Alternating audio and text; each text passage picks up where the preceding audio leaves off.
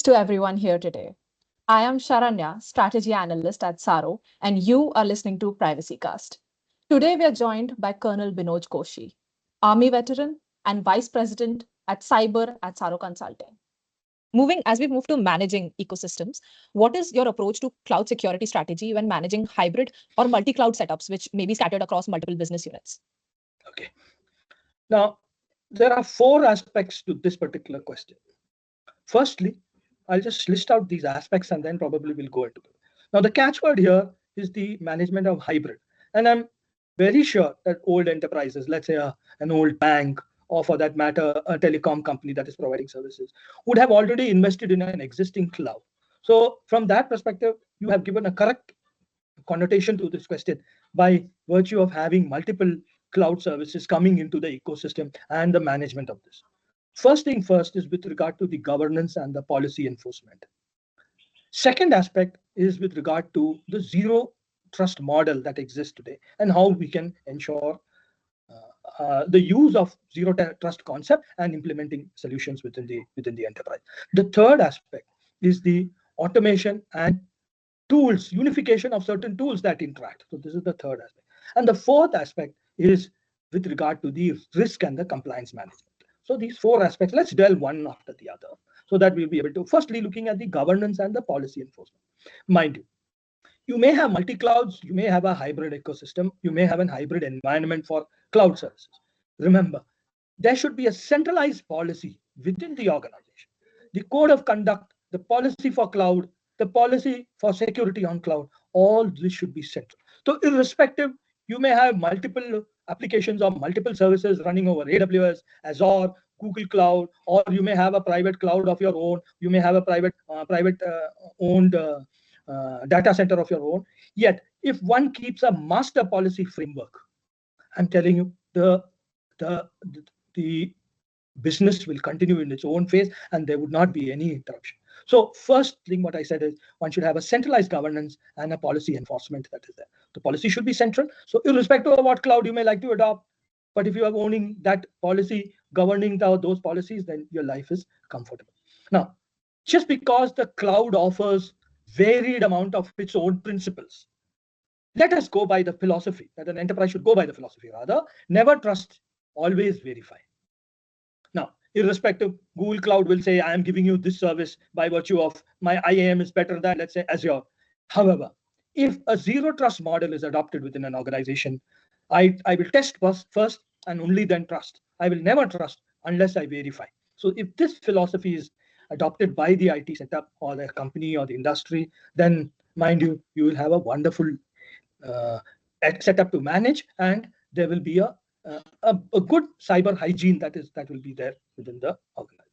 So you know the crown jewels, you know what is the blast radius. So even if a breach was to take place, you would now be able to manage by virtue of the zero trust model which you had adopted. Now, third aspect which I was mentioning was with regard to automation and unified tools. For example, let's take a simple example that I need to deploy a security posture management solution. Do not take up the solution individually for the cloud, for the different multi-clouds that you have adopted. It is better to go in for a single solution, but this solution will be platform independent. It should look as if it is looking at all the tools in the same lens, as if it is seen as a single solution addressing a single cloud. So this is one thing. Secondly, is for the adaptation of CNAPP, that is Cloud Native Application Protection Platform. Now, first I talked about the security posture, then the protection platform.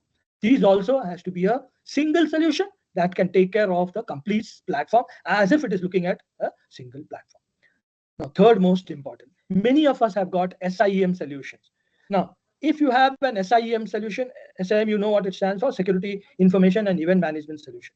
Ensure that the SIEM is a single entity looking at it from a holistic security landscape rather than deploying SIEM separately for Azure Cloud Service, Google Cloud Service, or Microsoft, or any other cloud independent cloud service. So ensure that the incident response, the detection, or the larger security landscape is addressed by a single enterprise. Now, there might be issues with regard to compatibility of logs that flow out. Ensure that you buy a solution of SIEM that aggregates logs and security events in a more open platform, or rather, it should be able to accept all the logs and security events as if it is looking at it from a single environment. I hope I have made this clear. Yeah. Absolutely, sir. We were earlier talking about vendor management, and it occurred to me that we haven't discussed what are the top challenges when it comes to vetting, selecting, and managing cloud vendors, especially when we're talking about responsibility models and contractual terms under the Indian law. So could you please shed some light on that? Yeah. Now, this question has come at the right time when we are at the cusp of deploying or implementing the DPDP Act. Now, you know the inhibitions that exist in the industry today by virtue of how things are happening. The privacy is actually a component of cybersecurity. Privacy of data is actually a component of cybersecurity, and that's how the industry nowadays look at it. Now, from that perspective, if you see, DPDP Act compliance will be a cross-platform medium to bring in regulatory and vendor accountability.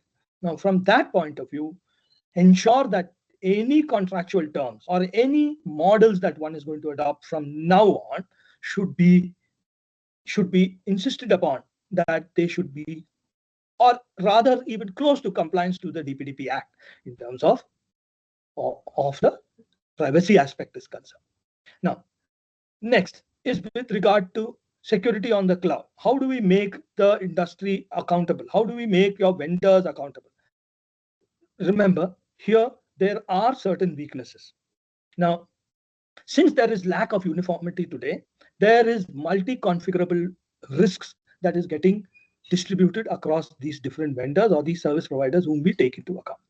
Now, from that aspect, I feel that there is a concept called the share responsibility model.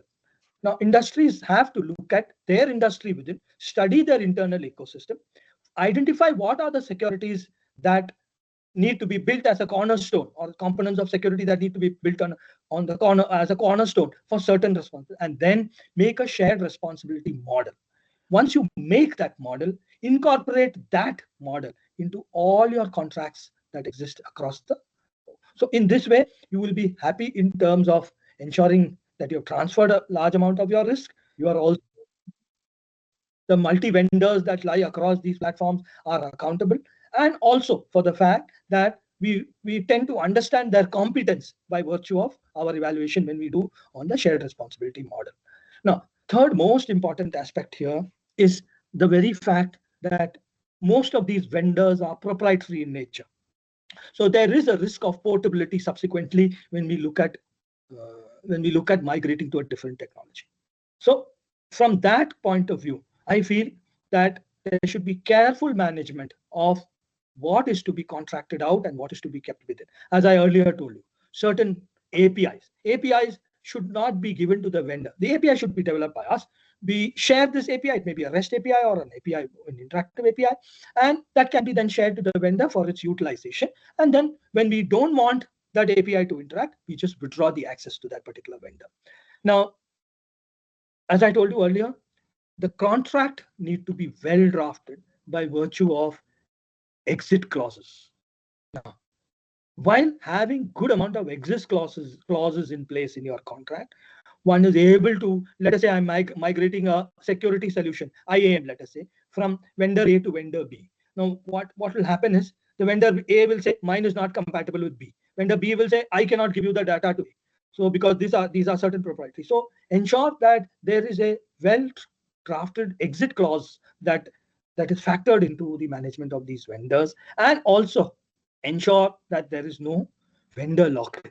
Now, there are plethora number of solutions existing in the environment today, but it is better to go in for an open source solution or a GNU GPL model as we see on open source technology, or lock into a vendor who's got a better presence in the market or who is servicing larger clients in the market. So we know that he will not walk away or run away or will not honor the contract of it, because there are multiple vendors he's looking at. Now, mind you, when you select such vendors, ensure that he is enterprise agnostic. When I say that, let us say I'm adopting an IAM solution for a banking enterprise. The vendor should not be a stronghold or a proprietary person who only knows the financial market. He should be good at the logistic also. The solutioning should be portable to a logistic management service also, or it should be portable to a telecom management service, or for that matter, an e-commerce platform. So ensure that the solution that you adopt is platform agnostic and also business agnostic, so that it can be transferred across. Now, one small caveat I would like to tell you here, in terms of the IT Act, there is very less accountability with regard to contract management is concerned. So we have to go back to the contract laws that exist. Now, fortunately, the IT Act is under revision, and a lot of such aspects like IPR and many other vendor aspects will be coming into play in the new Indian Digital India Act. I hope we will be able to see that journey very soon, and we'll be able to take in what is essential from those laws to ensure good enterprise management within an organization. Yeah, that's it. Understood, sir. Bearing the paucity of time in mind, I will have to wrap up a few of my doubts that I had for a personal conversation. And I'll ask one final question, which is, could you just please share an example of a cloud security incident and what practical actions were most effective in containment and remediation? Just any anecdote, anything that you remember. Yeah. So I will draw anomalies to the Aadhaar ecosystem, but yet keeping certain aspects as confidential. Now, by virtue of the service that Aadhaar offers, there are a large number of aspects where which is involved in the public domain. So the attack vector is wider in the case of UIDAI or Aadhaar. Now, one use case which we decided to do was to establish an ecosystem of live digital forensics. Now, the downtime or the turnaround time for a forensic investigation, let's say a fraud was to happen or a breach was to happen or to do a root cause analysis, it was one of the most toughest things to do because there were a large amount of manpower involved. There were a lot of downtime that had to be taken out from the application. Also for the fact that by virtue of that vulnerability being live, the next fraud would be in the pipeline because the Aadhaar is 24/7 system. So what we did was we made an organization and we made an ecosystem for live digital forensics. I don't know how many enterprises can afford that, but Government of India did think of this. So we have an ecosystem of live digital forensics in terms of an incident.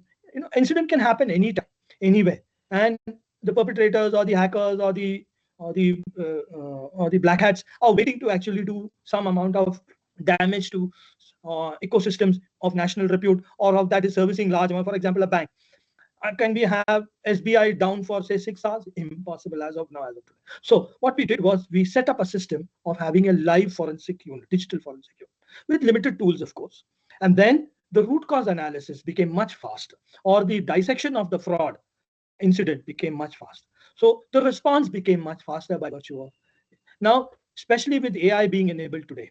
AI and digital forensics as a combination. Of course, we have not tried this as yet, but yet by virtue of the technology and the wherewithal available with regard to AI, we can use AI and digital forensics for use with minimal interference for quicker response of an incident and also for performing the root. Of course, in any response, one has to do the analysis of the incident and also do a root cause analysis and rectify the error. Now, this is one model that we had adopted in the Aadhaar or the UIDAI, and we could afford such a thing by virtue of being one of the setups of national importance. So smaller enterprises can even think of smaller organizations with utilizing more of AI. So there is no manpower, larger manpower involved, because there are models available for digital forensics as of today, as we speak. And large number of these models LLMs are being made within organizations or even by commercial enterprises. So in about a year's time, you may find commercially off the shelf AI digital forensic application that can be co-hosted with your enterprise to ensure that incidents are managed faster and responses are made. And one would become a much stronger organization by virtue of adopting this new model, which I have told you as of today. I'm not very sure as to how many people are using it, but there are very few. There's only a journey which has just started of using AI digital forensics and having a live digital forensic ecosystem to respond to incidents. So this is one more thing which enterprises can look at. We and the regulations are trying very hard to catch up to the technological advancements that are taking place today. With that, thank you, Colonel Koshy, for sharing your time and expertise with us today. Your insights have been truly valuable, and we really appreciate you being here. Thank you so much.